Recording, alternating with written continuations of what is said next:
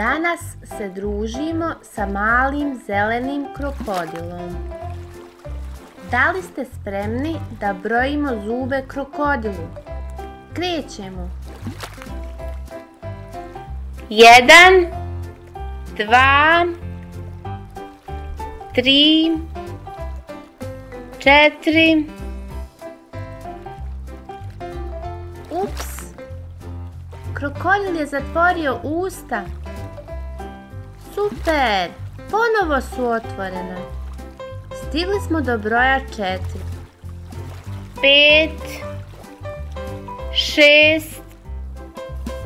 7, 8. Krokodil se sakrio u močvaru. Šta da radimo? Vraća se! Super!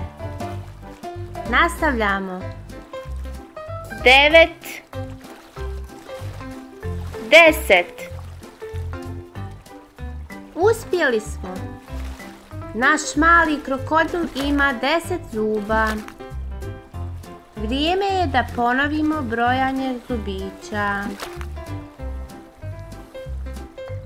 1, 2, 3, 4, 5, 6, 7,